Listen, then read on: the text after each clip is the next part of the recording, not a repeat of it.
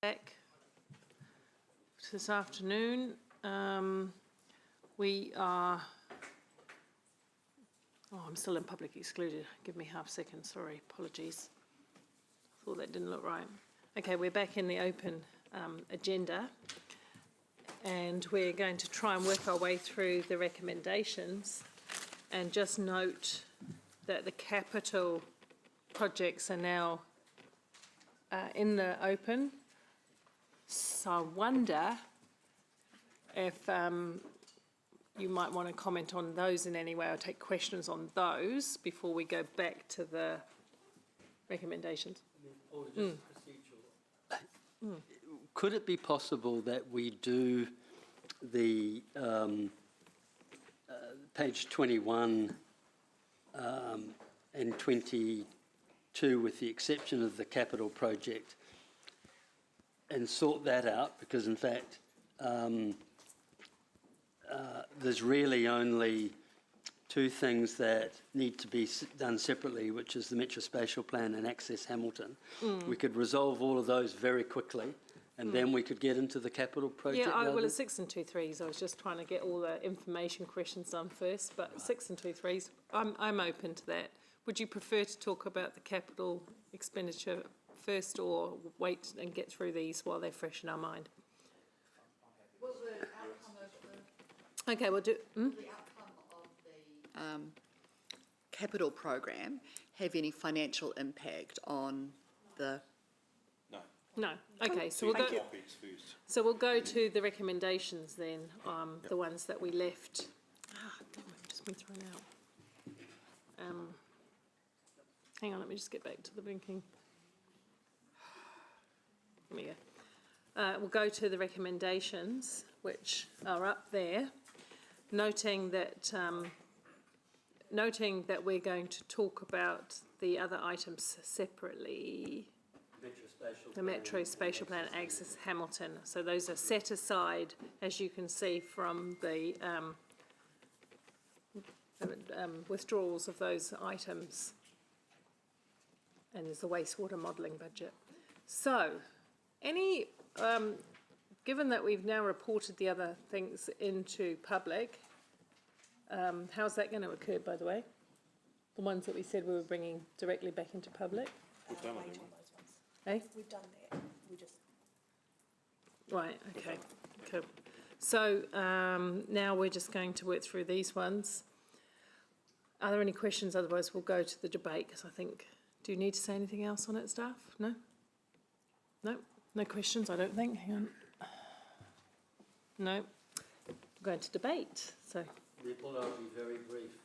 Again, this is an acknowledgement of our desire to find some savings. Staff have very helpfully found some revenue increases, and we have then in our motion asked for some additional cuts, which seems to have agreement from, I understand, across the chamber, other than the two issues that are to be managed separately. I just want to say this is a step towards trying to get towards balancing our books. It doesn't achieve that by any means. I think in total, depending how things land today, we wanted 6 million. I think savings may be closer to 2.9, depending how Access Hamilton and Metro goes. It could end up at 2.7. And so you would have to give it a C- in terms of our attempt, but there's an attempt. And so I think that is worthwhile. I'll leave it at that. Thank you. Councillor Thompson. Thank you. I firstly just wanted to thank Councillor Ewan for working together on this whole motion and breaking bits apart and everything. I think it's going to make today a lot easier, and it was, I think really positive that we're able to work out largely where we had things in common. I just wanted to note, I suppose, a hesitancy around the automation program, because ultimately this is aimed at saving us money going forward and making processes more efficient going forward. So I guess my message is to staff, if we get partway through next year and it is looking like this reduction is actually significantly hampering efforts to get this program moving forward and to achieve savings or greater efficiencies, then please just come back to us. We can make a decision again then whether we need to support that funding or not. But yeah, I wouldn't like to see us unduly hampering that progress around increasing efficiencies. Thanks. Thank you. Councillor Hamilton. Thanks, Chair. Look, largely tautoko what Sarah just said. Acknowledge the work that Ewan's taking and coordinating a further reduction in costs, and I think again a largely collaborative and compromised position. Glad to support the I think that was on this one, the connections. I don't know if that was in previous one or this one. Yeah, just a sensible approach. I agree on the automation. I've been a big fan of the IT support, but I think we're all making just a trim across the board, and we've got to be careful that we don't trim to the point where we start lagging behind the market when it's on. We've still got to be taking forward steps, and I think this is a measured and proactive response that the community will appreciate. Thank you. Councillor Taylor. So without being repetitive, I do just want to acknowledge the work that's gone into this. Well done, Ewan, and Emma and others, and I support this. And I also want to acknowledge that the CE has made $11 million worth of savings before this process has started, and that we've got Future Fit coming up, and there's high hopes for that. And as Councillor Wilson says, we haven't got the sixth, but we've got half of it. And there have been some compromises there, in terms of being reasonable about things like IT and growth budgets and things. So it's a lot better that we're in a better place because we've made the effort. So I'm glad we've made the effort, because not everybody was keen on that, but I think we've worked together well on it. That's probably enough for now. There's lots more coming out. Thank you. Thank you. Sorry, small. Deputy Mayor. Thank you. Yeah, we have made the effort. We've all made the effort, but I also want to reiterate on suggest anyone that would or will suggest that we're in this difficult, challenging position because we've managed our books. We've mismanaged our books financially. We haven't. We've had COVID-19, a worldwide pandemic, and now we're left dealing with that. And I've been around this table when it seems to be a bit of a cyclical nature. 2008, 2009, we faced a world global financial crisis. We're teetering on the verge of that.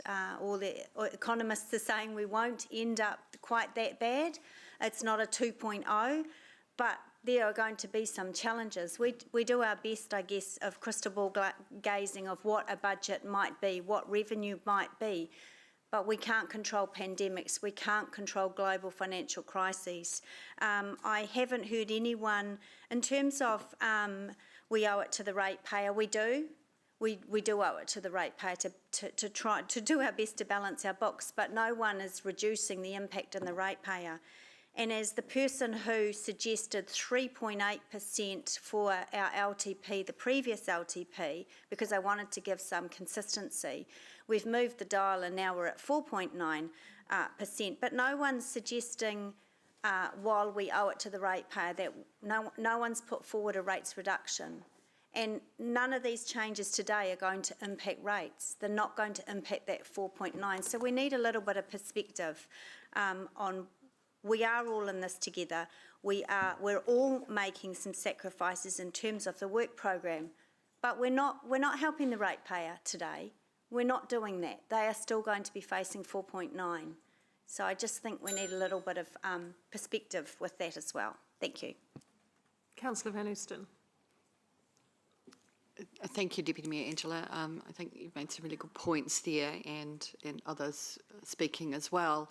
I'm always in favour of looking to be able to find a consensus and working together for the best solutions for ratepayers. And I thank James for opening this morning's debate with the reminder of the savings that have already been made and that are already within the budget that we saw originally on the 2nd of February, or is it March? These months pass by quickly. But that's $11 million for the CE savings already in there. $7 million that staff were asked through a workshop to go back and find. A further 14, or around 11 actually, which will come off our bottom line, which is found through the Better Off funding. And, you know, thank you so much to staff for the work that was done to be able to stitch that together. That's really helpful. And now we've been asked to put a Ewan's list together that helps to get 6,000 more off. $1 million, I beg your pardon. And, you know, that's really conflicted me, because it's put us in a really difficult situation that we aren't just looking under every stone, but we're starting to get the bulldozer out and clear the ground. And that leaves us really vulnerable, and it doesn't make us a great partner to be working with and to be relying on us taking our share. I've got very little time left, but in my mind, we should stop patting ourselves on the back about this kind of collaboration, and I still hold that the better place for these decisions were at the long-term plan. Thank you. Who's seat 14?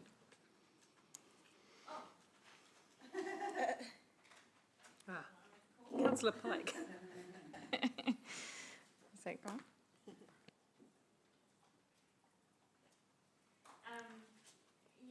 I just want to push back a bit on the comments just made by my colleague there, that I think it is important as governors that we work together as a team, and do create compromise, because that's how we make progress. So I do thank Councillor Wilson for leading this, and for trying to get some common ground so we can make that progress. I also want it to be acknowledged that no one here wants to say no. No one wants to be the person making the tough calls. And there are a multitude of reasons why any one person could present as to why we need to fund more. But times are such that we simply have to make compromises. Otherwise, we're kicking our issues down the line, setting ourselves up for struggles in the future, and our future debt to revenue limits, and possibly with very little headroom to allow for emergency situations that arise. I feel that action simply cannot be delayed, and we have to be assured that we're doing all we can to protect our future. Thank you. Thank you. Councillor Casey Cox. Yeah, I guess I want to acknowledge on the list that there has been a resistance to cutting particularly in our community sector, which I think is so important. So I just want to acknowledge the staff for that, because often, as we have recognised together, that's usually where our cuts start. And I also agree with Deputy Mayor Angela that you know, we all want to do well by our ratepayers, and I guess to acknowledge that often rate increases are passed on to people that rent in our community, and that is an issue that I think we need to address going forward. And I'm thankful in our city, I guess, that we've got an increased commitment from Kāinga Ora and others to public housing, because that is the only way that I think we can prevent these increases hurting the poorest in our community. Thank you. I might say a few things. Thank you to the staff for working across the elected members' requests over the last couple of months to get to this point. And thank you to the group of councillors that instigated the cross-councillor conversations. Angela's quite right. 4.9 is still likely to be a surprise to the ratepayer because they will have forgotten that in the long-term plan, 4.9 is proposed for the next number of years to bring about the balancing the books, which we're still trying to achieve. I want to say that we need to continue the focus on efficiency through the LTP because this is where we require a bit more scrutiny around the business that we do in terms of not running our city down, but also keeping a focus on the most important aspects of our work and taking on board feedback from our community. And that time is nearly upon us. As soon as we finish our annual plan, we start thinking about the review of our long-term plan. Compromise all round is necessary because there was a range of views around the table, but the good thing is that we're debating them free and frankly, but we're not arguing about them. We're reaching a compromise amongst ourselves. I do want to just preface my support for this approach by acknowledging that there is real financial strain on our ratepayers. Absolutely, we should not forget. There is a cost of living crisis, as it is being labelled, and we should not forget the cost of the basics, food and energy and so on, is phenomenally increasing, and that really does put a strain on people.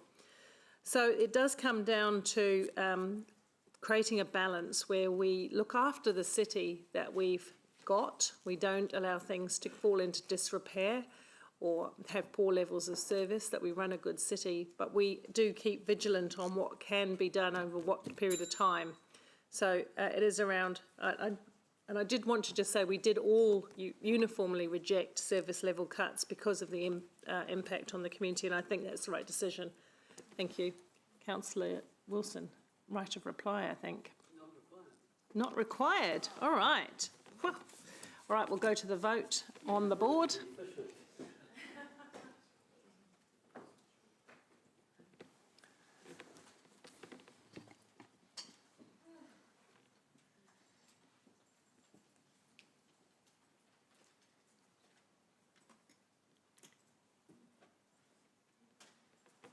Do a drum roll, I think.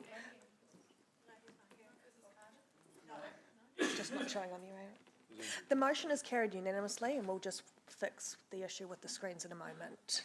Okay, thank you. So, has Andrew left? Oh, okay. So that brings us on to the next two. If you could just scroll down so we could see those, please, Amy. Okay.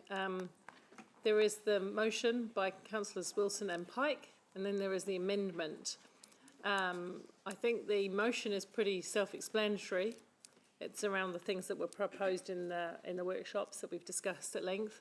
The amendment is a slight deviation from that. So if Deputy Mayor O'Leary needs to explain the amendment in short order, that would be really brilliant. Instead of reducing Metro Spatial Plan strategic work by 200,000, we are suggesting 100,000, and then we've left off Access Hamilton because we support the full program for Access Hamilton strategic work. So that's why that's not there, if that's not clear. So that's cumulatively 300,000. No. Yes, 200. Oh, sorry. Yes, impact. Yes. Yeah. Okay. Cool. Any questions on that? We think we all understand it, right? Okay, so we'll just go to the debate with, we take the motion first, don't we? Mm-hmm. Amendment first, sorry. Vote on the amendment first. Doesn't really matter. Motion will get Councillor Wilson to debate and then Councillor O'Leary to debate in that order, please. Thanks, Mayor Paula. First of all, I want to thank Councillor Emma for all her hard work helping and supporting myself and others as we tried to put together a constructive, collegial and I think a well-informed compromise. And I really enjoyed reaching out and trying to work with Councillor Sarah and the Deputy Mayor. And so I'm I'm astonished that some in the chamber would suggest that cooperation and bipartisanism isn't positive. I'm somewhat astonished by that. But where I do agree with some of my colleagues is... Yeah, what's the point of order? Me about, that was incorrect. And if The incorrect statement is to relate that, to. that there was some debate about working collegially and collectively. Okay. Mayor Paula, first of all, I didn't refer to the member. The fact that I have looked over to that side doesn't imply that I'm talking to her specifically. And Okay, third let's of all, since she's raised a point of order and you need to rule on it, what we might need to do is get a transcript of exactly what my learned colleague said and have that repeated in the chamber. If you feel that you need to rule in her favour, you need to be aware of exactly verbatim Excuse what me, she said. let me rule on this. I think we shouldn't over-labour this point. I don't think I heard any intention in what Councillor Van Oosten said to undermine the collegiality of approach. I didn't hear it in that intent, so I'm just going to rule in her favour.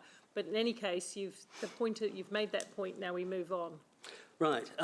I guess, first of all, where I do agree with some of the criticism on the last item is we shouldn't pat ourselves on the back. You're right, we shouldn't. We've failed miserably in some aspects. We've failed for year after year to balance our books. We continue to have to borrow to cover our operating expenses. It's not like most businesses where you spend money on capital, which is intergenerational and a justifiable debt. We're borrowing each year to cover our operational expenses. So we failed the balancing the book test. We have failed in achieving $6 million worth of savings. If we're lucky, we'll find half. We're likely to find less. In terms of the commentary that that we didn't have an ability to predict or influence better outcomes in terms of our financial position, I strongly disagree with. I worked really hard. One moment, please. Sorry, I don't want to lose your slide, but this is actually just on the Access Hamilton, and we will get a final debate. You're running out of time for the 2 minutes. What would you like to do with that? I've been disrupted twice now, so I'm tempted to say, well, look, I'd like to start again and be more exact in my 2 minutes. How does that work? No, it doesn't. But I'll give you some additional time to round up your points, because you do get another debating moment a little bit later. Yes, I do. I think fundamentally, I support the reduction of 400,000 because we need to make the savings, and I will reserve the rest for my right of reply. It's hard to do it in 2 minutes.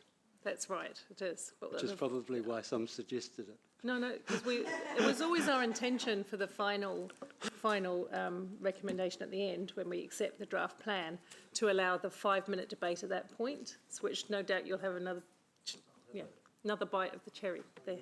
Brilliant. Councillor O'Leary. Can I be Deputy Mayor? Oh, yes, you can too. And Councillor. All rolled into one. Look, thank you. The amendment is there because we're comfortable in some reduction for the Metro Spatial Plan, but not the full gambit. And in terms of Access Hamilton, removing any support to reduce that by 200,000, we heard from staff that work is directly around the parking management plan, parking area plans, pardon me, and that work has been pushed back and pushed back and pushed back. And I know that the businesses in Frankton, and particularly Frankton and Hamilton East, have been, as well as other areas, suburban business areas in the city, have been waiting a long time for us to say, wait till we've done the policy, wait till we've done the policy. So we've got the parking policy done now. It's embedded in Access Hamilton, and the drilling down of this particular project that this 200,000 would fund will be for that work. And of course, the flip side of that is the revenue that the decisions through council approving parking area plans will create. So it just pushes it out further. I don't think that that's the right action to take, particularly the Dinsdale Suburban Shopping Centre. I know they deal with really challenging parking issues outside their businesses, and they've been waiting for a really long time for us to either go in and put time limits in there so they get that turnover. So there's that economic clipping of the ticket for them as well. Those are the reasons why, or some of the reasons why, we've put up this motion to not reduce that 200,000 for Access Hamilton. Thank you. Thank you. Councillor Thompson. Deputy Mayor Angela's already covered a lot, so I won't duplicate what she said, but I'd also say around the parking management plans, a really critical outcome of that is also managing parking where we're seeing greater intensification. We're seeing a lot of unhelpful parking behaviour, parking over footpaths, cycle lanes, ruining berms and things. We need to actually be managing this, I guess, in a better thought out way. And so I'm also not keen to see us pushing out that parking program for that reason. Also, in general, the Access Hamilton implementation is the action that is central to our climate change strategy. So I also think that I said that this term needed to be, the 3 years of actual action and implementation, and this is one of those things that is central to our climate change strategy. With Metro Spatial Plan, I would like to see our council really push hard on putting forward a proposal for co-investment with central government. We know we can't fund the infrastructure we need for housing and for business and industrial areas in the city, and so we need to put forward a really strong well-prepared proposal to central government, and that's going to mean having well-developed business cases to support that. We know that, unfortunately, they always want business cases. So, in my view, this is really looking forward to, I guess, finding more affordable ways to fund infrastructure that we really need in our city over the next few years. So, thank you. Councillor Hunt. Thank you. Deputy Mayor O'Leary has spoke really well about the tangible outcomes of the parking policy, and I think she's covered it so well. I think I'll pull us up to the strategic level a little bit, because these are the only two strategies in this list up for direct cuts, and I simply don't have the stomach for undermining strategic work, because I think that is so absolutely critical. Transport emissions are our biggest contributor to climate change as a city, and it is our biggest opportunity for climate wins. I know that having good design outcomes for our city, I know that having a thriving CBD is a thing that unites us as a council, as a desire, and the parking management will impact our development in the CBD. It will undermine hugs if we can't do it. It'll undermine our ability for the intensification that we want and need. But in our own climate strategy, Hamilton's emissions must peak by 2025. It is currently 2023. Hamilton's emissions must have been reduced by 30% by 2030. Once again, it is 2023. And I really see that our commitment to our transport infrastructure is a significant way to support the many different communities who have been hit by climate disasters, whether recently or within the past few years, to ensure that we're doing everything we can to limit our carbon emissions. The IPCC report stated, that's just come out this month, there is a rapidly closing window of opportunity to secure a livable and sustainable future for all. And I just want us to consider this in terms of our own strategies and aspirations, in terms of our role in the community as climate leaders, and in terms of the vision that we share for a thriving community that unites all of us around that table. Thank you. Thank you. Councillor Taylor. Thank you, Mayor Southcote. Look, I have no difficulty in supporting the motion here. I feel no conflict because, in truth, I don't have much love for either work stream, Access Hamilton or the Metro Spatial Plan. Don't get me wrong, I support spending money if we have it on things that really directly benefit our community and make our lives better. But more and more I'm asking myself the question, are we actually investing all of our money to make Hamilton better? Are we responding to the desires of the majority of the residents? Or are we spending this money based around an ideological framework that's been imposed on us and that we've bought into? I had a ratepayer ask me about our transport policies in the supermarket the other day, and this goes to the Access Hamilton strategy. She said, we seem to be spending money on cycle lanes where there's not a lot of people who want to ride bikes, and the weather's crap, buses that no one wants to ride on, and raised traffic platforms that no one actually really needs. I found it hard to disagree. The Metro Spatial Plan has serious flaws in my view. Part of its desire to bring about a radical transformation in transport. Well, I never agreed to that, and I don't think most of the community do either. I think it's a manufactured concept that's been brought in and foisted on residents.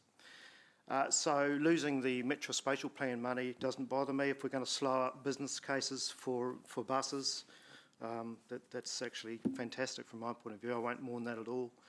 And it's all bound up with its desire to create this wonderful compact city which the left just adores, and create more crap infill housing so there's sufficient density that people will actually start using the buses, squeezing people in like sardines into future slums. Is that great city building? No. Is that great vision? No. Is that really putting Hamilton first? No. It's putting ideology first. Thank you. So I joyfully support the motion. Councillor Casey Cox.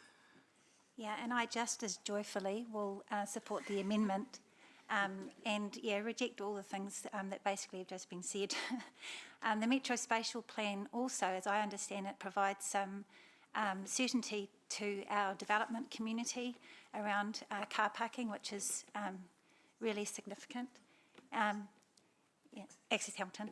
And the Metro Spatial Plan, I think, is one of the most visionary things that I've seen since coming onto council in terms of what the future can look like for Kirikiri Hamilton. And I reject the idea that this is some kind of ideology. Actually, climate change is real and we need to respond accordingly. And, you know, it's about the future generations, it's about our children and how they get around safely. And we know that what the Metro Spatial Plan puts forward is a safer city for all of us. Yeah, so I support the amendment. Thank you. Councillor Bitter. Thank you, Mayor. The comment that lots of the public have made to me relates to attempts by the council to create congestion in order to force people out of their car, ends up actually having more cars stationary, generating more greenhouse gas emissions, and failing to achieve that particular objective.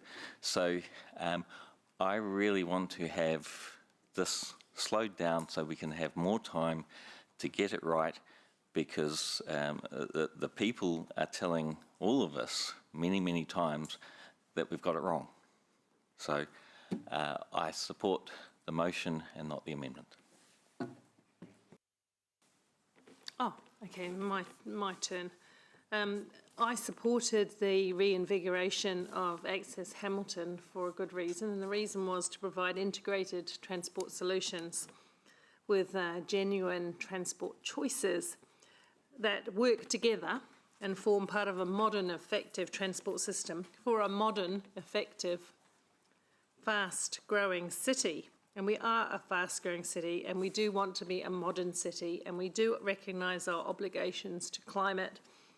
This has actually never been about bikes versus cars versus buses versus anything. This is about how you create a network that functionally works for a city that's growing as fast as we are growing. And putting the ideology aside, we have been given by law mandates to look at infill, mandates to build upwards in the city, And that requires different solutions in the CBD than currently exist in the CBD. And I actually believe, like most modern cities around the world, people will embrace the transport choice. Petrol is one of the factors at the moment that's driving up cost of living for people. It's energy, transport and food that is really hurting people. So if we can provide cost-effective choices, and it's about choices, no one has to get on a bike if they don't want to bike, and no one has to get on a bus if they don't want to take a bus. But if that's your means of getting around, you want it to be efficient and effective. And yes, I do accept that we're still a car-centric city and that we've got a lot of work to do to change that transport choice. So I reject some of the arguments that it's just pure ideology. It is about functional modern city for me. And because I did ask Councillor O'Leary to re-establish the Access Hamilton, and she's done a very good job at getting that going, we can't hamstring it right at the first hurdle. We've got to let that run through, and the general public will have plenty of opportunity to speak about their feedback in that process. There you go. Anyone else? Councillor Hamilton. Did I inspire you? Just say yes. Yes. Look, I'm not going to engage on the issues that have been debated. I'm just going to keep this purely financial.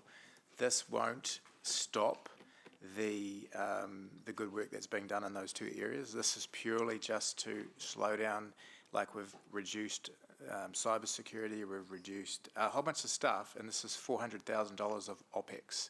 So that'll be the reason that I'll be supporting the motion. Thank you. We will go to...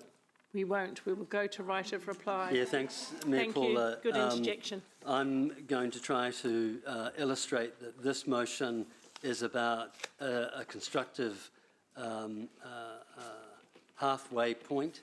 It is, again, as Councillor Ryan has articulated, it's about trying to live within the budget constraints that we have.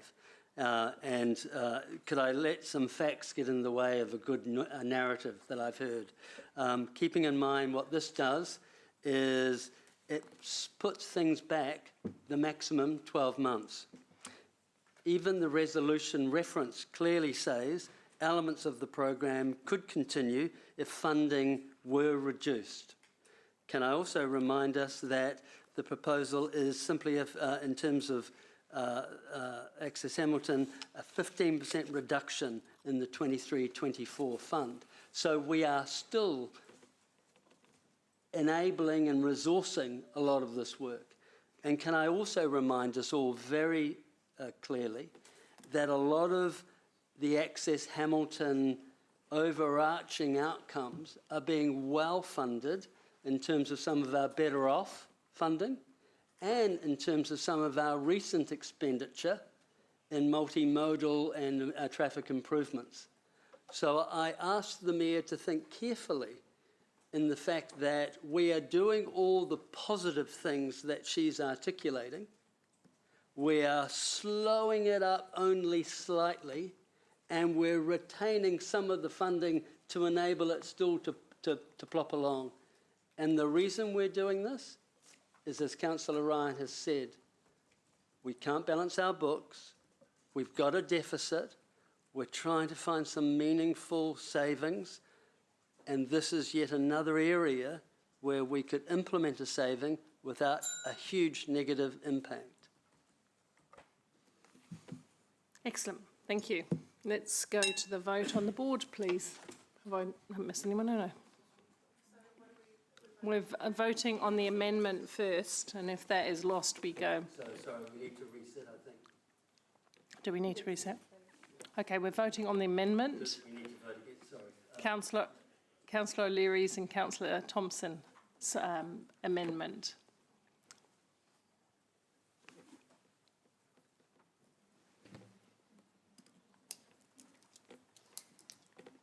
The amendment is carried, 7 for, 6 against. Moko has left the meeting. Keisha's still sick? Can I proxy his vote? No. If you do that, can I proxy Keisha's vote? So we will Well, the now do amendment the wins. amendment as a substantive motion. The amendment wins. I was going to say, why do you want to? I was a bit confused there for a second. That's a $400,000. Yeah, no, sorry, leave that for final debate, thank you. We've had debate. Let's go, the amendment becomes a substantive motion and we'll go to the vote, please. Oh, there's no voting at this minute. It's coming. Here we go.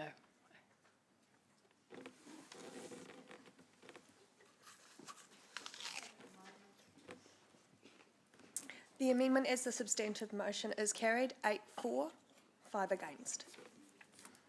Thank you. Right, now need to refresh where we're at.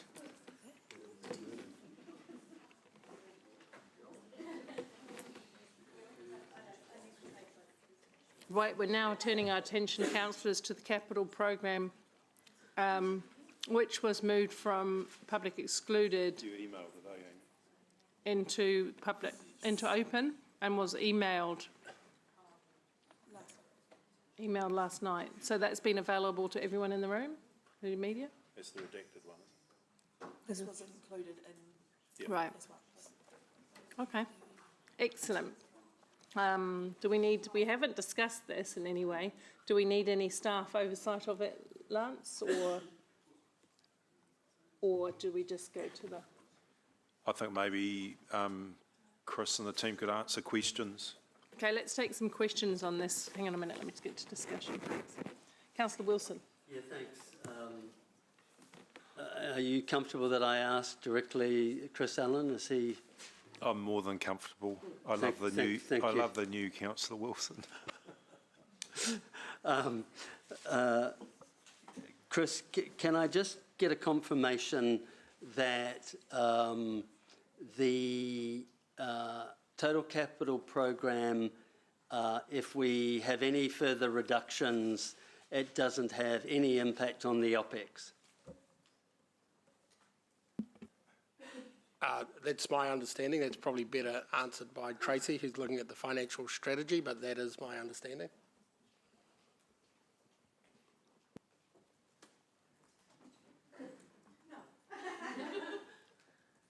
Excellent. So it has no effect. Thank you. Chris, is it the fact that you're suggesting these additional slowdown of work because you're of the opinion you're going to be unlikely to actually do the work? Yep, we were asked at the previous council meeting to go back and make further reductions to the capital program. So the main lens we put on that was a deliverability lens. Right. So it's our, we're estimating a year ahead, but it's a deliverability lens that we put on it, yes. Right. So just to sort of get a better explanation of that, if I could. So let's say the transport centre, which is something that I'm particularly comfortable about seeing happen because it's had a long gestation. If we were to bring that out, the only way we could actually get it to be done is to cut something else. Is that right? Or are you saying you could do that in addition to all your other stuff? No, a lot of the projects sort of stand alone and not dependent on the portfolio. So for the transport centre, it's just the process of what we've got to do to get to the point of construction, i.e., confirming scope, doing the design work, etc. And in terms of the school link project, could you achieve that? We've had some discussions on that from elected member queries. We believe that we could spend some more funding on that one in next financial year if council wanted to bring some funding forward on that one. And if I could, final question, and what materially would that extra funding actually achieve? What actual improvements that ratepayers would be able to make the most of could be done rather than just delaying it 12 months? So the question's in relation to SchoolLink. Yes. So our goal for SchoolLink will be to, we're in what we call pre-implementation phase, which in old language is design, and we need to turn it into implementation or construction. Our goal next year is to make that change, develop the project enough to move into construction. The reason why that's important is to secure Waka Kotahi subsidy funding. So the SchoolLink is a program of projects, so there's lots of different projects along the Peachgrove Road corridor. There's some really important projects like safety outside some of the school gates, intersection improvements, etc. But we think in enabling works, probably service relocations, and it'll be a period of time once we've got the wrought up design to move electrical cables and move utility services. So that would be the first step on the link, is utility service relocations to enable some of the projects to happen. Right. I've tried to listen very clearly to the answer, and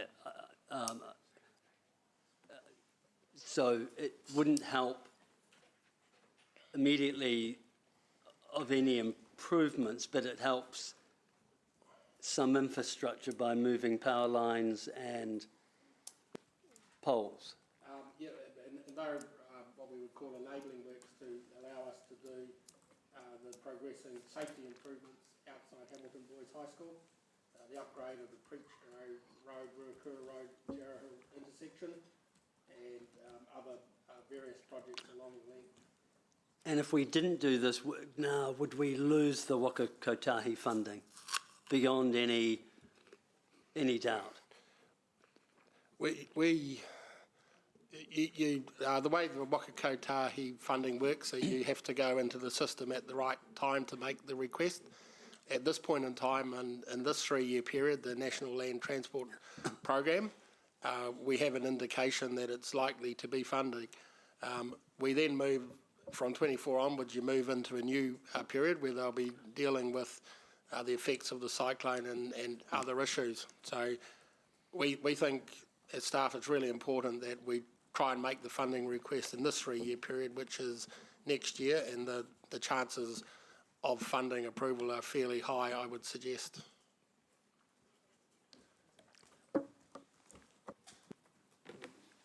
Deputy Mayor O'Leary.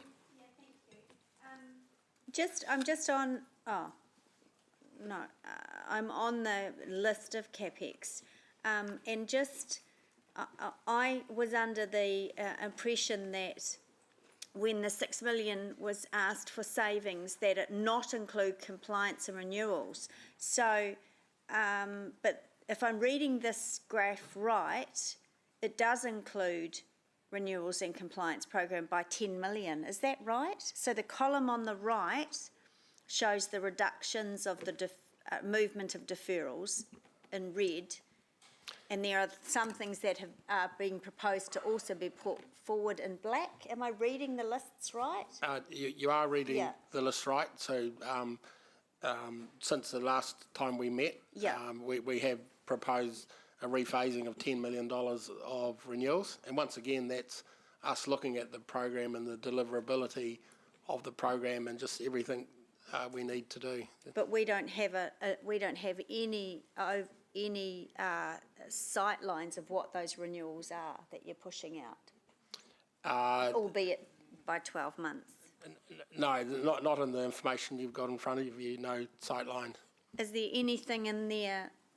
Well, this is probably a hard question for you, Chris, but I was going to say, is there anything in there that would be politically unpalatable? But that's not for you to say. So. Can I answer the? What is the risk profile? What is the risk profile? Thank you, CE. Can I answer the question another way? Look, Council has given us the ability to manage renewals of compliance as a program across all activities. And that has been a really great decision by Council over the last few years, which gives us that flexibility to be quite dynamic in terms of our renewals and compliance and looking at prioritising and reprioritising. So if there is a real urgent need for renewals, I'm really comfortable that we can deal with it in the program. Okay, because we did that, we changed that, didn't we, to be within a 3-year renewals funding envelope? Correct. Before it used to be Okay. managed activity by activity. So Yeah. a few years ago, you allowed us to manage it as a 3-year Yeah, program I remember across that. activities, but to report to you regularly how we were spending the money to make sure that we weren't putting all the money into one activity and leaving one behind. Yeah. And so you get that reporting coming up through the Finance Committee, and I think if you look at that, it's showing good equitable distribution across all of our activities. Yeah. And it is allowing us to bring in what we call break-in projects where the asset is deteriorated faster than what we thought and needed to be happen now Yeah. and not wait. So it's been really good, and for that reason I'm really confident that we can look after our assets really well. Okay, and just one last question, Mayor Paula. In terms of the school link, and you know, I always find it very difficult to follow Waka Kotahi's funding, probable and possible and all of that. But they've indicated incredibly strongly that next year they're only going to fund whatever the top one is, possible, funded, confirmed, whatever it is. So does that put this particular work at risk, knowing that, you know, because all they're going to be focused on is repairing damage from devastation from cyclones? So. Yeah, it's no different than any 3-year period that you do start again, and you've got to Get it back take on the note of the list. government policy statement on land transport funding, like where government wants to put its funding, and that changes. Like we're going through a period of strong focus on multimodal public transport. Yeah. I don't expect that focus will come off, but it's really, really clear that the National Land Transport Fund is going to be significantly challenged by draws on the need for resilience funding on the roading network around the country. I think they are sending strong signals that it is going to be a tough funding round coming up. Yeah. So that's why it would be really good if we can make the funding request in this 3-year period, i.e. next year. Yeah, okay, thank you. Councillor Casey Cox. Yeah, I just have a question in regards to the lake project. I guess just wanting some assurance that, well, my understanding it's on the list because there isn't any contract commitments, but I'm just wanting some assurance that if that project develops, that it can come back in, I guess, because I know there's a lot of community interest in the lake, especially the ecology of the lake. I can answer that with what I've heard. Leanne, did you want to take that, or should I? So that program, that project is progressing. It's progressing quite well. The scope of that project is still to be determined, and it might be some other operational solutions, etc. So the ability is always there if we need to draw on the capital next year to come to council and bring that forward. So in terms of the capital program, it's modest dollars, but the project is progressing as quickly as it can at the moment. I don't know whether Leanne wanted to add anything to that. Just quickly to say that once we understand what the way forward is, we will be moving in. There are compliance elements to this which council will ensure it meets as well. Awesome, thank you. School link capital, because I was just a little bit confused with the answer, but in terms of, you're talking about getting rid of poles and doing things around Boys High and so on, because my ears pricked up when you talked about a school in particular. How does that work fit within the larger picture of School Link? Would you be doing that work if School Links didn't get the funding anyway? Would you still be doing those as safety improvements, or are they really just attached to the School Link project? I think at this point in time in our programming, they are attached to the School Link project. So the School Link project is about safety, but it's around the school gate, but it's also about the transport movements along that whole corridor. And particularly we have a number of schools there, why it's called School Link. Yeah, so it's been done as part of the program of School Link. So if it was done later, it doesn't put the overall project at jeopardy. It's just a timing matter but when you enable it. A prerequisite to sort of doing any improvements on the corridor is to shift the cables out of the way into the No, I the get location. that, but the timing of that is what I was referring to.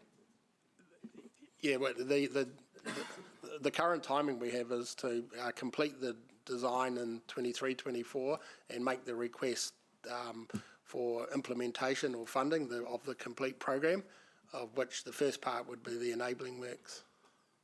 In the year after? No, in 23-24. So at the moment, the way it's programmed, I think from memory, there's $500,000 funding in 23-24, so it would start, give that ability to start the works. So, but how does that refer to the 3 million here in this amendment, if it's $500,000? Yeah, so at the last, since the last meeting, we've deferred, there was $6 million in the program. We were asked to go away and look harder at the programs, and we moved out 5.5 million approximately, which left $500,000 in the program. I think the motion that I'm looking at there now is to not, whereabouts am I looking at? The bottom line. One. Yeah, is to just take out funding to leave $3 million in the program and more than the $500,000 that's left at the moment. And that $3 million, the rationale for the $3 million, that's probably that'll be about the cost of the enabling works, which will be quite a lengthy bit of work to do because it's a big project to do and will take some time to do before you can get in and do the improvements. Cool, I think. Councillor Pike. Over here, sorry. I was looking the wrong way at Chris. you. Again to Chris. How does the original 374 million of CapEx projected compared to what we've delivered in the past? So if you look at the column where the bottom total is 337, so that's the program at the moment is at $337 million for the annual program. Yeah, I'm talking about before the $37 million cut. Yeah, so if you take the 37 million off, you're left with 337 million. So the program before was the 374 million. Yeah. Take away the 37 million and the program to deliver, subject to this resolution, would be $337 million. Yeah. So how does that compare to what we've delivered in the past is my question. So at the moment, like over the last 6 years, we've gone from a program of about 70 million a year to about $300 million, close to 300 million last year, probably close to 300 million this year. So it is higher than we've spent before. But we did note in the last report to council, we have a lot of contractually committed works at the moment. So we've got some big projects like Peacock's well underway, and there are some large land and investments in there. Well, I think as well, $27 million. So there's some big ticket items in there which give us confidence that we can spend the 337 million. The only tag that we did put into that, and it's still relevant, is we don't fully understand the impacts of the cyclone and the recovery and the impact on the market of that, and that's only going to unfold over the next few months, probably leading up to June. And so this proposed list of 37 million indicates the staff's preference and how they would prioritise the actual deliverability of all of our projects. I'm not sure there's a staff preference there. We respond. There's a CE preference. So we we're responding to this as the list of the projects that elected members in our community want us to deliver, and we've just put a deliverability lens across the top of that. So there's not a lot of preferences about doing one project ahead of another. It's just our collective ability to deliver the whole program. Okay, thank you. Thank you. So we go into the debate. The amendment, of course, comes first, but we're going to do it in the same order as we did before, with the motion, speaker speaking first, the amendment speaker speaking second, and so on. So, Councillor Wilson. Yeah, thanks, Mayor Paula. Although this has no effect on our OPEX, my concern and the reason for the motion is we have never been able to deliver what we said we were going to deliver. And if I have that wrong, I'm sure staff will let me know. And I believe the most recent cyclone events will mean our ability to deliver is even further reduced. And so I'm confused as to why we would go out to our community and build expectations on things when in fact there is a high likelihood we won't deliver them. And it's the ongoing adage of these are deferrals, right? We'll get to the end of it and they will just be more deferrals. And so I believe that staff have been asked to look further. They've said this is the areas where they will struggle to deliver, and that's a sound proposition. But other than that, you know, it will be the will of the chamber, but I certainly support the motion. Thank you. Deputy Mayor. No, sorry, Councillor Thompson. Oh, sorry, Councillor Thompson. Right. So the only difference between the two is bringing 3 million back in for the school link. A little bit of history of the school link. It was put into our biking plan in 2015, so it's been 8 years. And the community has had an expectation around this being delivered for a long time. We've had lots of setbacks, including the challenges of getting co-funding and then getting a business case together that needed to be approved by Waka Kotahi. And we almost missed out on getting approval for co-funding in this last round. We were number 11 in the list out of 10 projects that could be funded, and it was only because the government came in with additional loan to Waka Kotahi that we actually got the school link to the point of being a probable, I guess, pretty much approved for co-funding. Now, it is, honestly, it's crazy to then put that at risk, because if we don't move it, right now we're in a pre-implementation stage, design, then we need to move into implementation stage to lock in the next, I guess, stage of Waka Kotahi co-funding, around over $20 million from memory.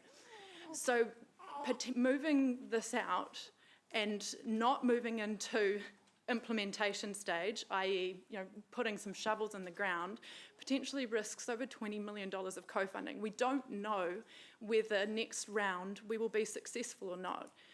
What a massive shame when this is a flagship project for walking and cycling public transport and an eagerly awaited project from the community, to then put that at risk for no actual benefit, because this won't even achieve any OPEX savings, we've been told. And Chris has said to me, I spoke with him in length around this, that we should be able to deliver that the $3 million of works there, and which is why I've put that up instead of the 5.5, to ensure that what we're putting forward is a deliverable amount. Thank you. Thank you. Any further debate on that?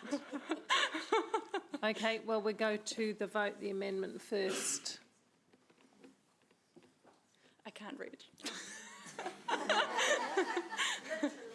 way? For the amendment.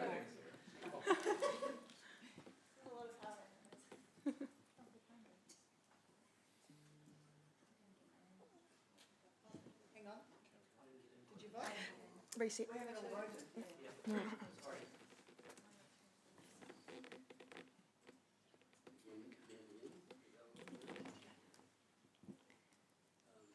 One moment, we're just working through it.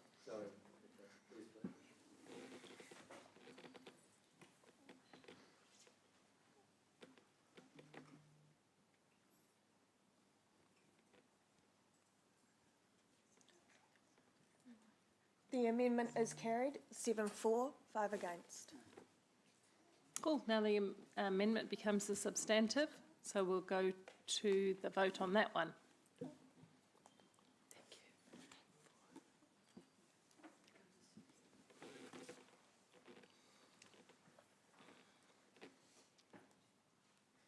The amendment is the substantive.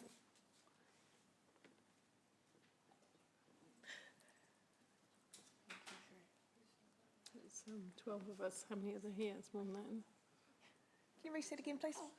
One of those votes didn't go through. Yes, sorry, could we just go again, please?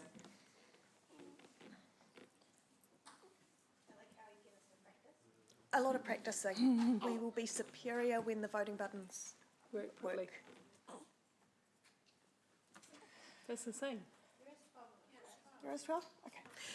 The amendment as the substantive motion is carried, 10-4, 2 against.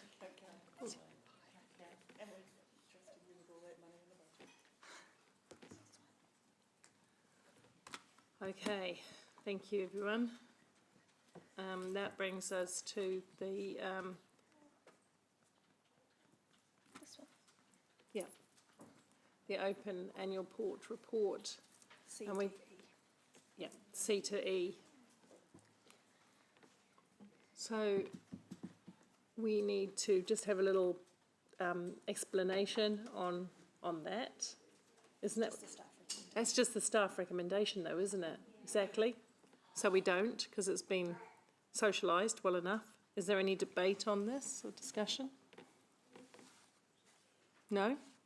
Okay, we'll go to the vote. We'll go to the debate. Is that right? That takes into account. Question? Doesn't actually say what we end up saving. Will that be wrapped up in the final? If you prefer we have figures in there, we can put them in. I think we probably should. We should. We usually do, don't we, Yes. David? Have the figures in their end? So it won't take long for stuff to come. The CEO wouldn't have thought it would take. Well, we'll take a 5-minute break while we, yep, Tracy's thing there. 5-minute break to bring the, yep. On the NIDIA, I couldn't see reference to it. I was just wondering if one of the staff could speak to the changes in the assumptions and what they are. I couldn't see it in the report. Mayor Southgate, maybe I can help. So this is just a tightening up resolution, so... Oh, sorry. So this is a tidying up resolution in terms of the fact at last annual plan, we adopted this same resolution for that 1 year only, and so we want to carry that through. So we are adopting what it says for both the year 2 and year 3 of this annual plan.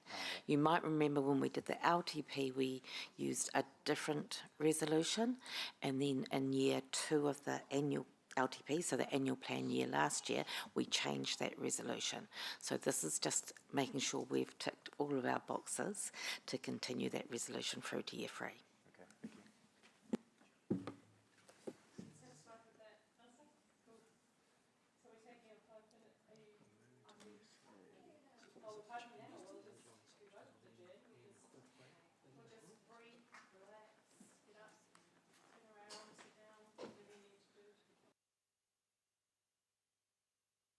Ewan, Yeah. we You expect, just want that in there, you don't want to know, you don't want the rest out, you just want that. The net, yeah, the net saving, because we wanted, I'll have to do a whole thing, because it's a whole extra. Okay. We are adjourned for 5 minutes.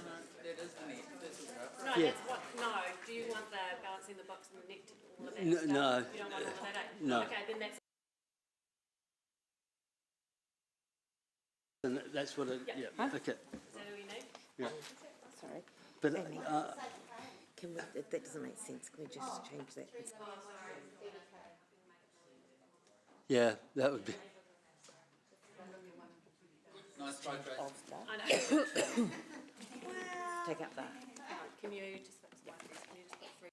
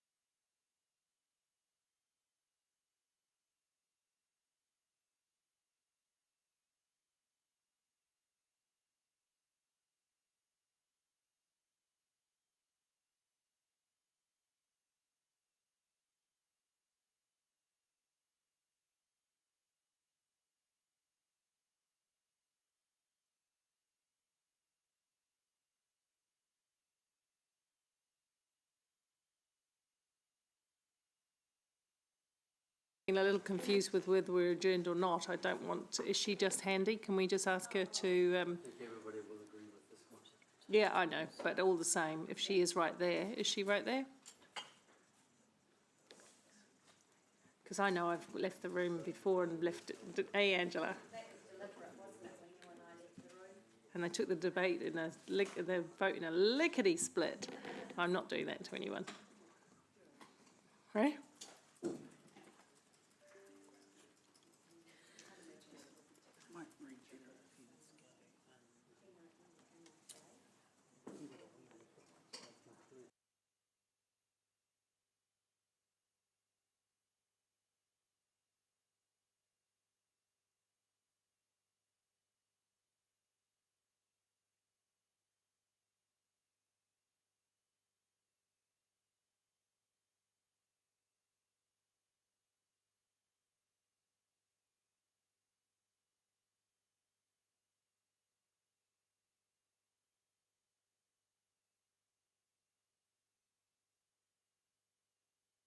We are all back. Okay.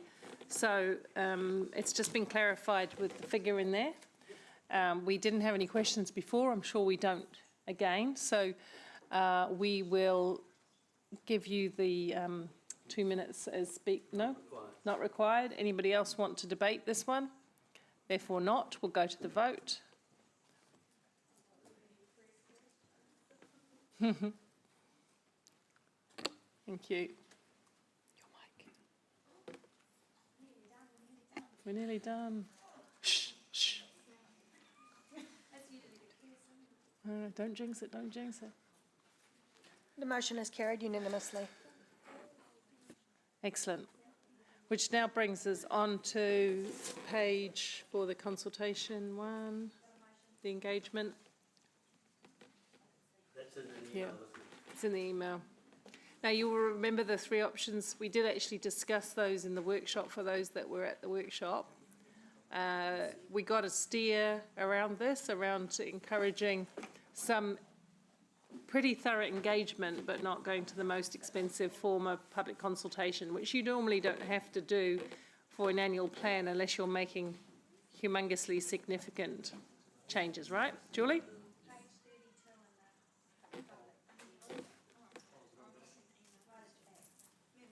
Mm-hmm. Option 3 in the staff recommendation, or is that exactly the same? Pardon me? Is this option 3 the same as the option 3 in the staff recommendation? Yes, yeah, sorry. Yes, it is, thank you. When there's red text, I think, ooh. Yeah. Okay, is there any discussion or questions of staff on this? Just very quickly, so it achieves engagement with the community. They have the ability, the community has the ability to have, to be heard. So we'll set up a a council meeting? No, they'll be at the front end of the council meeting in a public forum capacity. Oh, wow. Okay, so it could be quite a long public forum. We're going In to allow theory. for it, yeah. Thank you. But that's great. But what we're... Oh, sorry. Option 3, we were suggesting that you've already got some days reserved for verbal submissions, and we were proposing that you still go ahead and have those days in your calendar to allow, particularly we think it will be special interest groups that will want to come and share their voice with So you. it would be run like a hearings committee, Yes. or no? It Well, will? like we usually do for an annual plan or a long-term plan Oh, consultation. that's not what I understood from the TES. Part of it is right, yeah. Okay. Yeah. It's just not the full Monty and the full expense of $40,000. And so my yeah. final question, because I think I understood the process, it can't be the hearings and engagement because it's not permitted to hear, it has to be the full council. I understand all of that. But what we're saying is we don't want to spend any money letting people know that we're doing this I consultation. think that you should point out, hang on a second, councillors. I think, Julie, you should clarify the difference between the two options quite clearly for us, please.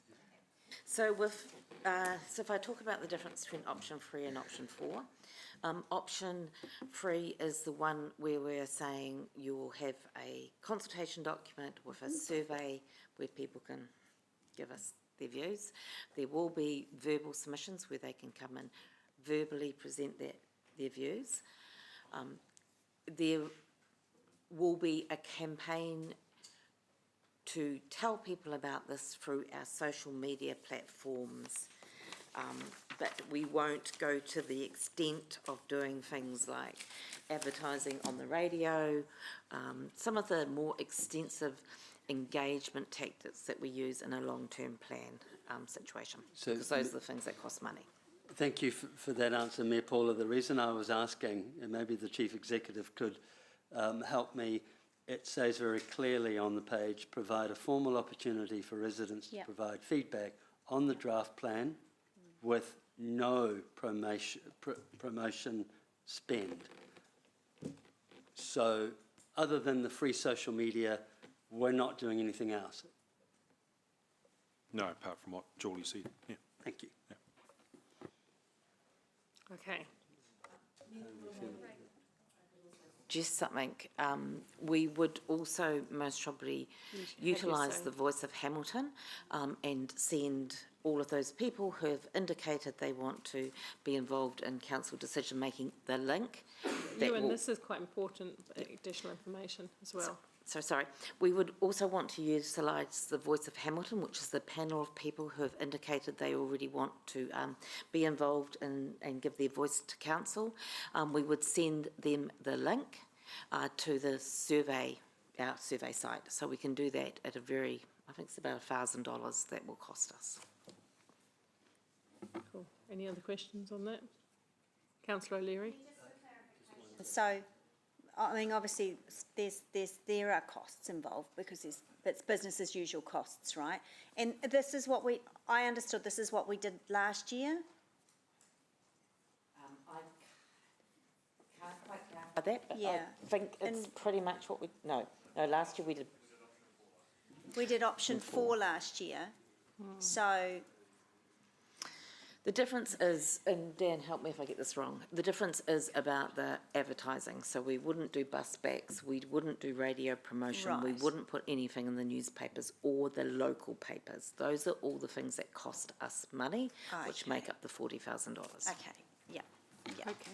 Well, that's clear, and I think that's ground for some debate. Question, Councillor Wilson? I just want a confirmation, because I'm sorry if I've misheard, but I thought we did the option 4 with the annual plan last year. Right, okay, and so we spent the 40,000 engaging, but we're not recommending this year. So my follow-on question, if we wanted to not spend the 40 but spend 20,000, what would that look like from a marketing perspective?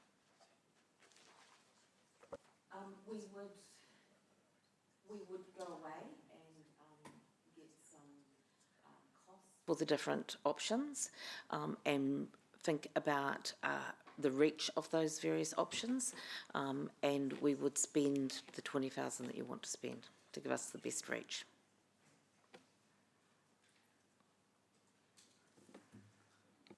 Okay, everybody's understanding that, because I guess this will be ground for some debate. So let's, I'm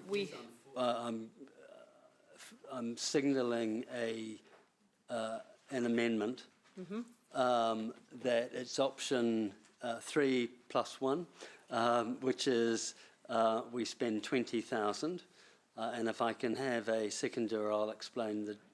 Well, I probably don't need to explain. I'll second that. I'll do that. Yeah. So you'll second it, Mayor Paula? I'll second that. Yep. Oh, my one was the motion. Yeah, I think I've gained a great. Option 3. Option 3, I was Option just 3. being pragmatic. Yeah, it wasn't about the money as, okay. Yeah. Okay, so I'll second you in, and Thank you. Maxine will second Angela, and it allows for a good round debate, I believe, of the topic. So we are going into debate. There's an amendment, which is option 4-ish, 3+5. 3.1. 3.5, whatever it is. It's half 3.1. half of 4. Which is just that reduced quantum of spend, but allows for some reach in marketing. Let's go to, is this a question or debate? Debate. Okay, so it is, we go into debate, so we have an amendment and a motion. So Angela is the mover of the motion, so she gets to speak first. Pragmatic in terms, it wasn't really about the, well, it wasn't about the price tag at all. I thought that that was as similar as we did last year, and we now heard that it wasn't, but you know, the thing is, I guess that for the annual plan we don't have to consult at all. I was the one that pushed last year for us to go out and consult. I thought we got great feedback, we got great engagement. I think our social media has 20 or 40 or 30,000 followers or something. It gets out there. Those that normal stakeholders know, they know how to get to us, they know where our information is, and I just thought that was a sensible way forward. Cool. Councillor Wilson. Thank you, Mayor Paula. Look, I think at the heart of this argument is transparency and democracy. I'm mindful that when we last reached out to our ratepayers, we projected a $12 million deficit to be starting the financial year we're going into, and in theory, with the exception of the Better Off funding, we're starting it at a $37 million deficit. I feel that we've tried to get some significant savings, and I'm delighted to see we're actually going to get sort of at least half of it, but I believe our community deserves the right to be aware of what's being put in front of them and the decisions we're about to make. And I accept that our social media platform is significant. I accept reaching out to the special interest groups is beneficial, but I want to remove any argument from our community that we've tried to do this without engaging with them. Now, I have spent the last 3 or 4 weeks trying to save money, so for me to be advancing expenditure is not done lightly, but it's done on the basis. Mayor Paula, I'm sorry, this isn't the final debate. It is. So hang on a minute, everyone, because I don't think my good colleague Deputy Mayor was aware of that either. No, I just thought about that just a second when I looked at the clock. Councillors, Deputy Mayor Angela, this is the last time we get to debate, so the time had been extended. No, and this affords you the entire thing today. Yeah, no, it affords you now. Yeah, it affords you the opportunity, but you have right of reply anyhow. So yeah, okay, so you can the clock has stopped. You can carry on your debate. Okay, so just so I'm really clear, so yes. Yep. I thought I was. I'm sorry, and I just. I don't want to challenge the chair. I understand your confusion. So there is no other a procedural question. There is no other motion in front of us today after this one. No, and that's what I asked Amy just before, and I Okay. realised that. Right. So, to be fair and enable you to pick up any points, it's a 5-minute debate time. Right. Okay. I'm sorry. I wasn't aware of that. Okay. No, I wasn't at all, but I asked either. All right. So I'm happy to go. So on the basis that I want to engage with my community, I'm supporting the $20,000 expenditure. Look, in turning my mind to the overarching process of setting the annual plan, I thank my colleagues, and I particularly thank Councillor Emma for her help in trying to put forward some workable options. But I have to acknowledge that I'm giving myself a C-. I aspired to try to find some significant savings, and I have failed. I am appreciative of the fact that we've been able to find at least 3.1 million. I'm mindful that a number of this people and councillors in this chamber didn't support us going through this iteration, and I'm pleased that at least by doing so, our ratepayers are $3 million better off. But let's not celebrate. We still can't balance our books, and we've kept moving it, and we kept moving it year upon year. We can't just blame inflationary pressures because we knew about them. And we as governors last year chose not to go all out to try to address inflations. We chose not to go all out and reduce our deferrals that have had a consequential effect of cost escalation as a result of the current economic environment. People talk about the Better Off funding as some sort of wonderful example of us being efficient and that our financial position isn't as bad as it is. They're wrong. Fundamentally, the Better Off funding was supposed to be a windfall. We were supposed to be a significant windfall. No, we're having to fill the whole of the deficit we've got. Overall, I have felt quite frustrated in trying to get all the information that I've needed to be able to identify more savings. But I was tempted to try to move a motion today where we were to put together a task force to work with staff in their approach to future fit.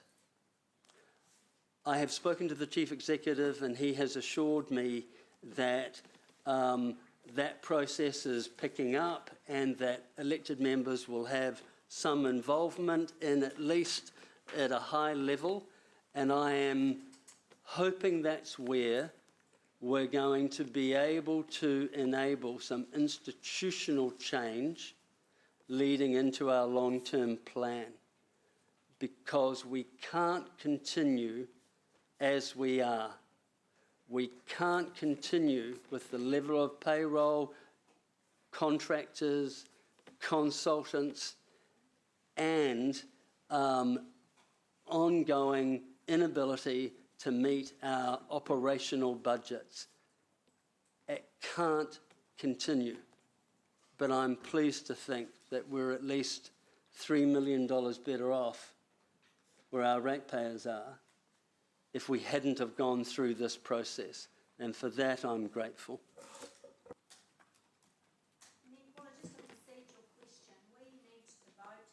And I did wait till Councillor Wilson had done his 5 minutes. We need to vote. You need 75% to change the standing order, and we haven't done that today. Well, the default is the 5. We've just, we had 2 in the other debates. So we Where never... does that say in standing orders? It is 5 minutes for the debate. It is 5 minutes for the debate because during confirmation of the agenda, that's why we had it that for 5 minutes for the last item, but you won't have it on your run sheet because I took those all away earlier. But that's what I put in there. Oh, I don't think that wasn't clear enough, and that I would have voted against it. I would have followed Ryan and voted against it, but all right. Yeah, sorry, that was, and I did mention it in my preamble, but we didn't dwell on it. I guess I assumed it would be a separate, it would have been a separate vote. Yes, so did I, but I didn't realise But it wasn't, that. okay. We came up to the end vote and I thought, well, I have promised councillors a fulsome debate for the last item. This Yeah. is the last item. Okay. So that's the way it sits. You don't have to use 5 minutes if you don't want to, by the way. Councillor Bidder. Thank you, Mayor Paula. We have a rates rise that could flippantly be described as the price of a cup of coffee per week. It's also the price of a medical prescription. There are some people in our city who will pay a heavy price with their health for this. And the current LTP does this every year. Rates rises are not the answer to our spending problem. Debt is also not the answer. Debt for operating expenses is not sustainable. It's also against the law. Subpart 3 of the Local Government Act 2004, Section 100, which we should all know. We need to change. I did some numbers. We debated a saving earlier today that can be achieved by one less hour-long meeting every 2 months for each staff member. Not staff burnout. The Chief Executive of Ryanair improved productivity by holding meetings with everyone standing. Short meetings are good meetings. I'm glad we've had these debates. We've challenged staff and we have challenged each other. It gives me confidence in our decisions, and I want to take this opportunity to thank Councillor Ewan in particular for his efforts in driving this. Coming back to the final point of consultation, we need transparency on this with the public. Like Ewan, I don't want to be spending the money. I'm happy in the spirit of compromise that we have been trying for all day to go for the 3.1 version of a 20k spend. Relying on the remarkably talented Stephen Ward to save us the balance with his in-depth reporting. And that's where I'm headed on the vote on this last item. Thank you. Councillor Van Oosten. Thanks very much. I won't use the whole of the 5 minutes. I've been on the microphone already today and on the record with my views, and that will hold. In terms of, though, an acknowledgement, I'd like to just say thank you to our Finance Director Tracy and her team for the work that they've done, often behind the scenes and supporting the kind of information that we need to be able to investigate. And also to acknowledge the money that Tracy will find us in the 500,000 by using our hedging strategy to do that. So excellent work, and something that finding extra income is always most welcome. We're sending out this proposed draft to the community now, and I believe that the original O'Leary Van Oosten option is the better one. It seems rather perverse now after scraping through all of the savings that we want to make and interrogating our budgets to then add a little bit on at the end for no good reason.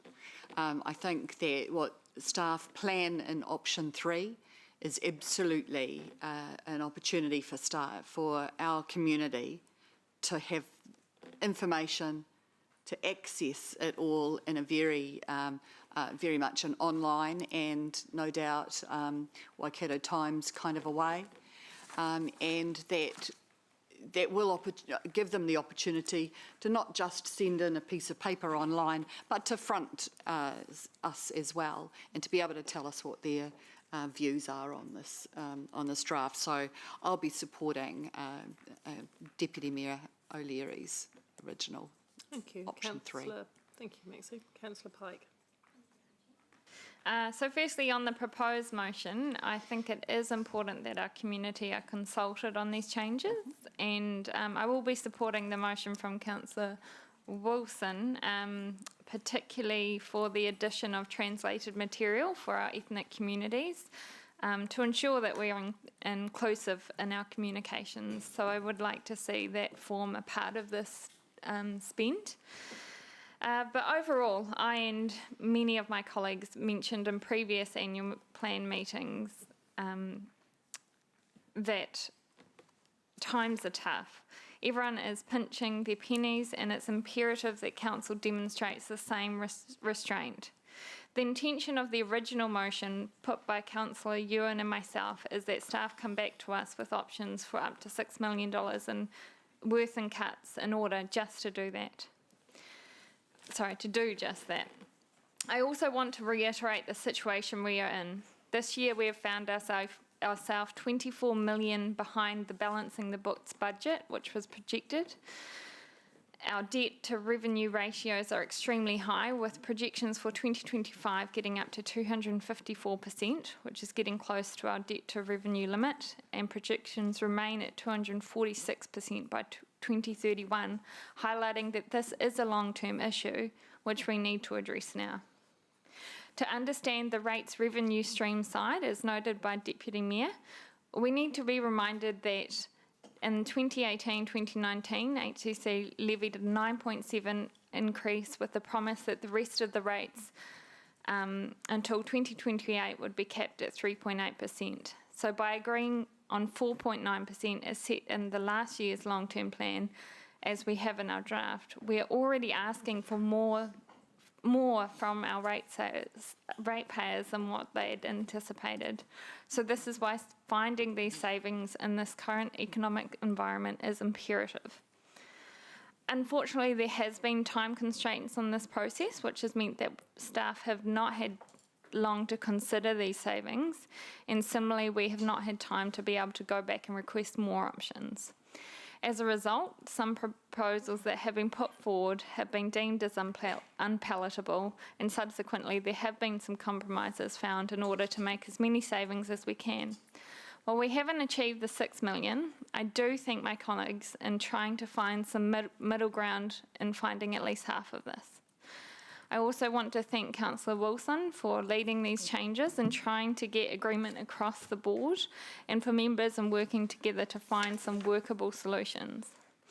I again stress that as we move forward in our term, that we have to be assured that we are doing and continue to do all we can to ensure we are finding savings and protecting our future. Thank you. Thank you. Councillor Casey Cox. Supporting Ewan's motion, what is it, option 3.1?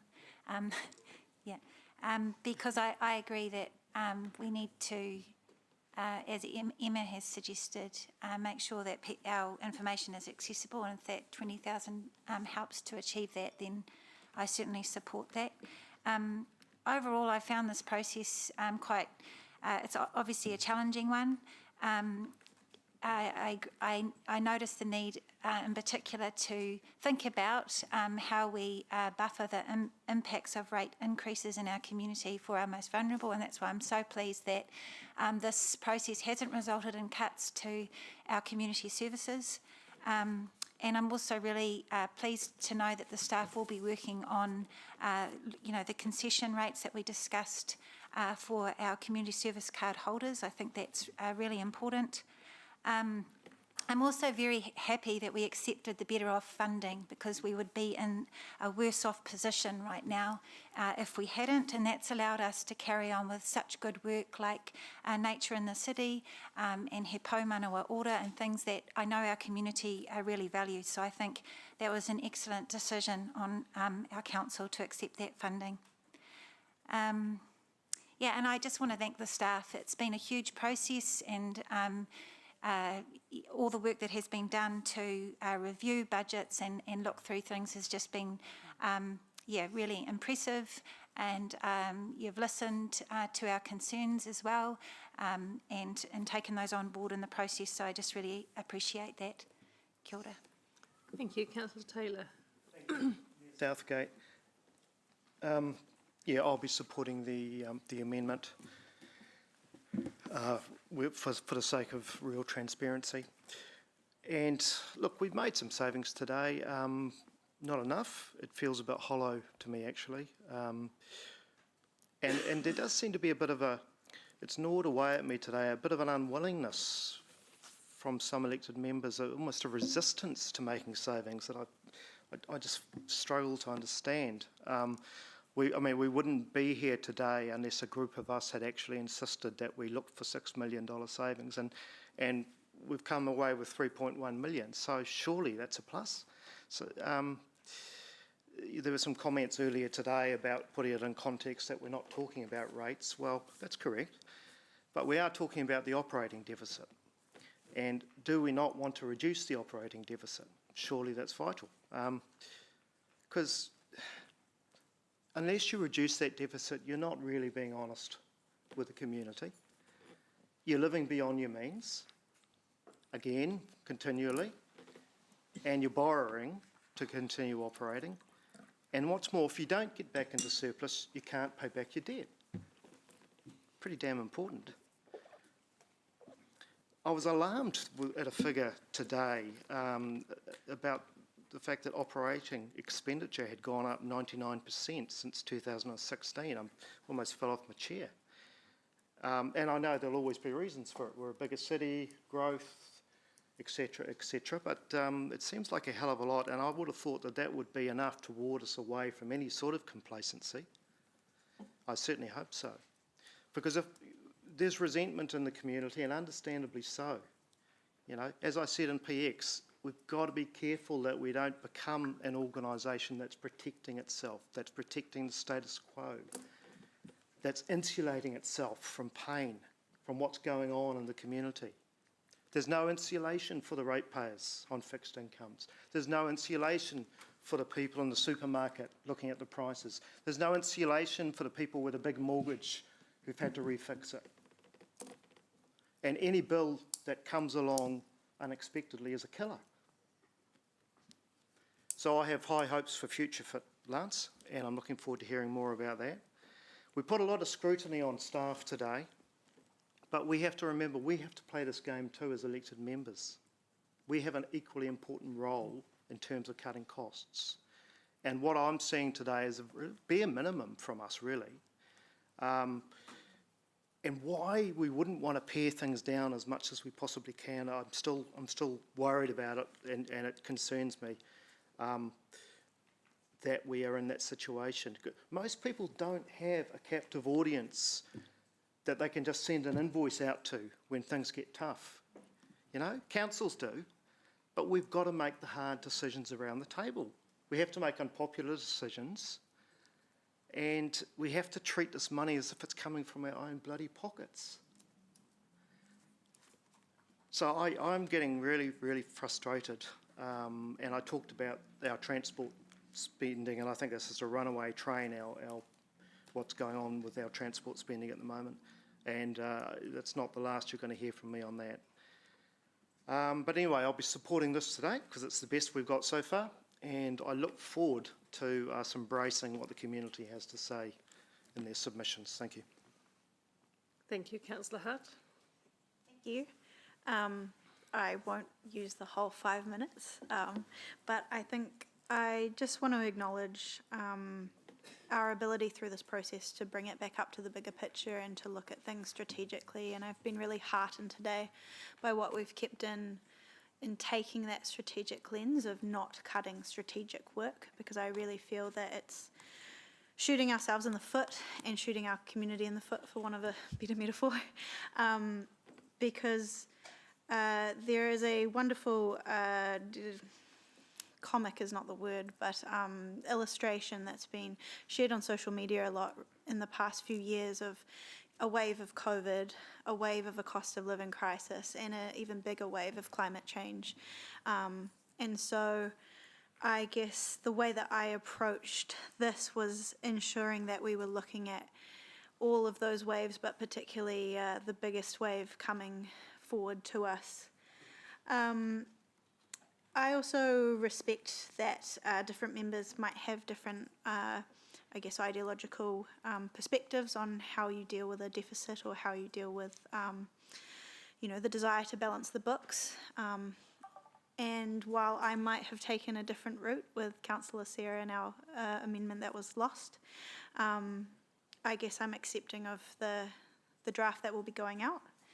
And in terms of the draft, I'm very heartened that we have an amendment to encourage further engagement with council, because I think that is always incredibly important, and regardless of what people's views will be on the draft, to encourage it is to encourage civic duty.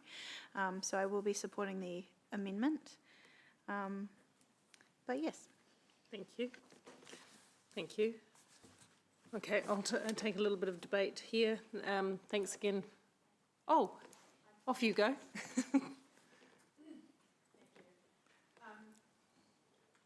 We provide services that people really value in the city, and I think in the context of this whole debate, we do need to keep that at the forefront of our mind. When we talk about wasteful spending and things, I've got to ask, where is the waste? Usually people's response is just one thing that they don't like or don't value or don't use. Often for some people it will be cycle lanes. Other people will not like the spend that goes to maintaining the stadium, as an example, or Claudeland. People have their things that they don't personally use or value. But ultimately, when you look at our libraries, parks, playgrounds, gardens, free community events, picking up litter, maintaining the weeds, usually, I think that people actually get huge value for what they do pay in their rates every year. And everything that we do is valued by a lot of people, even if we don't all agree on it. And so when it comes to cutting community services, I am really relieved that today we're not looking at making deep cuts to any of services that we provide that are front-facing to our community. And I am relieved that we're not facing a budget that many of those sitting around the table at Auckland are facing right now, because those are going to have those cuts will have long-lasting impacts on their community. I also think that I'm also glad that we have maintained the funding for some of our strategic work, like Access Hamilton and the Metro Spatial Plan. We're a growing city, and we can't forget that. Sometimes I think it's easy to look at these budgets and forget actually when we cut costs, they almost always have a long-term impact. If we're not investing in our planning work and opening up new land, whether it's for housing or employment, like industrial and commercial land, that's going to have an effect on the cost of living too, but on the cost of people's housing, which is one of the biggest costs people face. And actually, Mayor Paula raised before transport choices too, by not actually providing genuine transport choices like a bus that's reliable and frequent, or a place to cycle or walk that's safe. We're pretty much pushing people to use vehicles, whether they want to or not. That's increased fuel costs. It's the increased cost of having more than one vehicle for a family. When I worked in community law, I would say the most common thing that came to me with people struggling with debt because they had to buy a new car or they had to fix their car in order to get to their job. That's not, so we're individualising costs, pushing those costs actually back onto people when we're not investing properly into our public infrastructure. So I'm largely happy with where we've reached today, except personally I would have thought it was prudent to increase rates at least to get close to keeping up with inflation. I think by not doing that we have, and I guess along with savings, and I will note that my motion originally, or amendment, was to ask to go back and look at further savings without committing to a particular dollar figure, because I didn't think we could, that it would be realistic to meet 6 million without community service cuts. But now, by not increasing rates, at least to somewhat keep up with inflation, that will have a knock-on effect for future budgets. And again, it's not us being affected, just us around the table, it's the whole community, and it's their budget and it's their debt that we're looking at as well. So overall, look, I guess, thank you for everyone for the collegial approach to this, and I will look forward to this going out to consultation. Thank you. I'll just make a few comments. I won't reiterate what I said around the cost of living before because that's already been said. But I will make the point that tomorrow we pay for what we spend today, and that's both in terms of investment or the inability to meet our financial requirements. There's no such thing as a free lunch, as they say.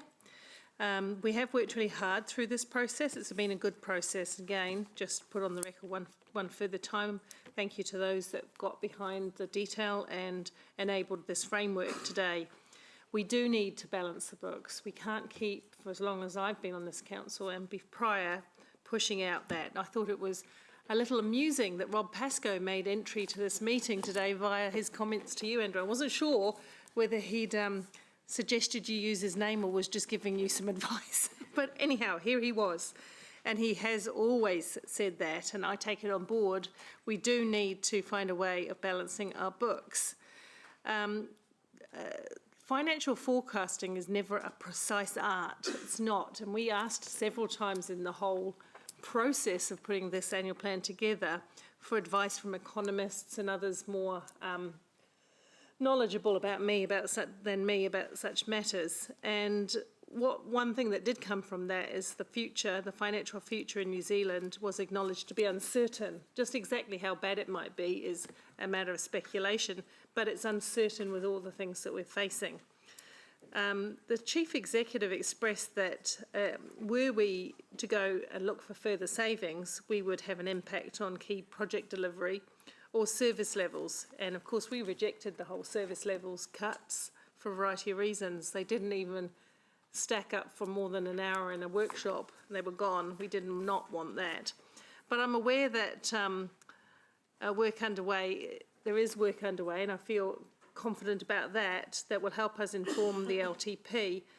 We had hoped for more savings. We all had come in with more savings, not necessarily the 6 million, which was a figure. We all had agreed, remember, in that last meeting that we wanted some savings.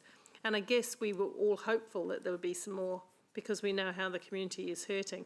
But next time through the LTP, I expect a deeper dive with the information, Lance, that you'll be bringing to the table, a deeper dive. And then, of course, at that time, we know we must consult with the public because that's part of the long-term plan. And we will be able to balance up what's changed. We will be able to ask them too what's changed for them, which projects they want us to go faster, go slower, don't do more of, whatever. In terms of the consultation, $20,000 is only a little. And when I heard the explanation about the difference between option 3 and 4, I began to feel uncomfortable, because I've always been about increasing engagement with the public, and therefore I need to be true to that. In these hard times, especially when what we do has an impact on the ratepayer, I think we need to reach out to our community to at least give them the opportunity to have a say. Just pushing back on some of the commentary about government's initiatives, if the government is in fact genuine that we will be better off, or at least no worse off, or both, it should definitely address this in the way that it treats the next phase of Three Waters, to ensure that we absolutely are no worse off, which you know, I'll believe that when I see the detail of the figures that they put out to help councils. So on that matter, I think we've done the best we can given the constraints that we faced, and want to thank my colleagues for the process that we've had today, which has been very robust in the way of debate, but very constructive as well. So thank you for that.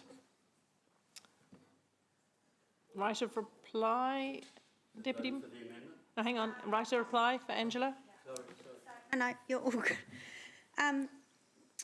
I found myself in the need, in the space of having to calm down just a little bit, and I have now. I just want to, and my right of reply is going to address everything that I've just heard. So first of all, I emphatically reject the idea that my motion is less transparent, and I find any debate saying that it is less transparent diminishes the reason for my motion, which is simply that it's a medium-sized campaign as opposed to a large-sized campaign with extra funding. No one has done more for transparency in this chamber and in the last 15 years than I have, and I'm going to address this. I was the one who proposed webcams. Councillor Ewan's the only one round this table left that supported that. I was the one that pushed and fought for public forum. I was the first with a blog, the first on social media, the first, believe it or not, with a smartphone. So I completely reject the diminishing of my contribution to the issue of transparency on this one item. I'm very happy to support my motion, just simply because I think it's the same outcome, simply without the additional spend. I'm certainly not going to die over in a ditch with it, and if it fails, I will support it. Councillor Jess said that there was some resistance by some of us in the chamber today. Yes, and now there is no doubt going to be some resistance from some to not spend new money for this motion. That sounds like a double negative. The rest of the decisions today, look, I'm really pleased, and Councillor Ewan does need to be thanked, as to staff. I've also heard comments that around ideology. I reject that. When there's two sides of a debate, both sides are valid and both sides are grounded in ideology, whether that's right, left, centre right, it doesn't matter. By very definition, both sides are driven by the ideology, so they are equal. So I reject that. Annual plans are minor tweaks, usually. But they do bring feisty debate, and there's nothing wrong with that. Thanks to the CE and the team for putting forward some reductions. At the end of the day, at the end of this process, we will hear from the public, and the measure of each of us will be how we listen and how we respond to that. And so, yeah, that's me. Thanks. Thank you, Deputy Mayor Angela. We will go to the vote with the amendment first. The amendment is the one with the little is. Sorry, process question.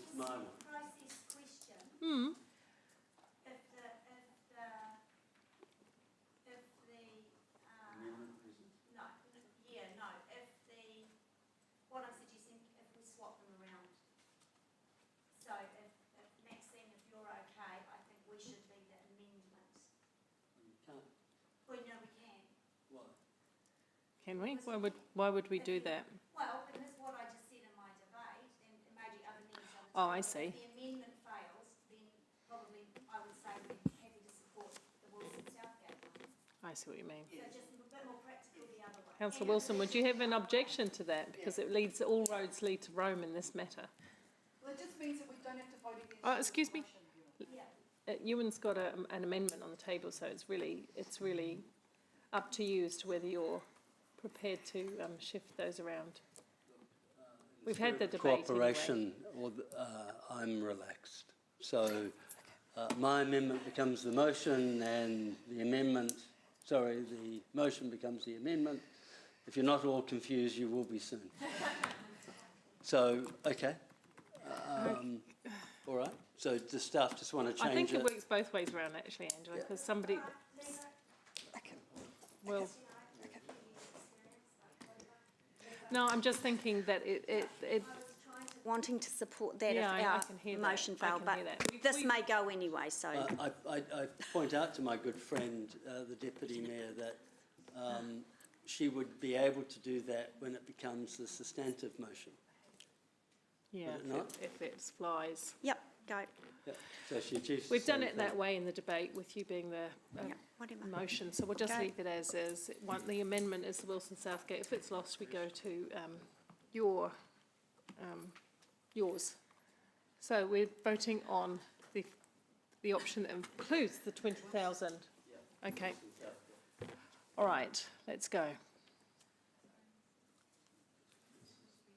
Either way. Putting the amendment. Can you Because start that's the how we. vote? No, that's how we Just debate one it. moment, we're just starting it. We're nearly done. We're nearly done. It's not happening, It's coming. is it? It is. I promise.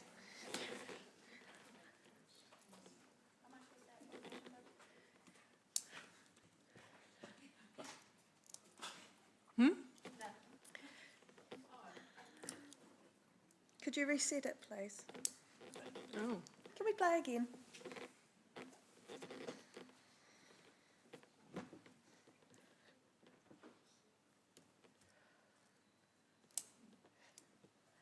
The amendment is carried, 10-4, 2 against. The amendment becomes a substantive motion.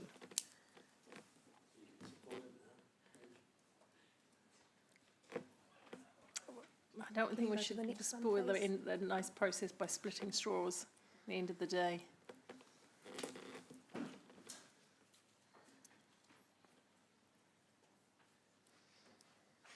The amendment as a substantive motion is carried unanimously.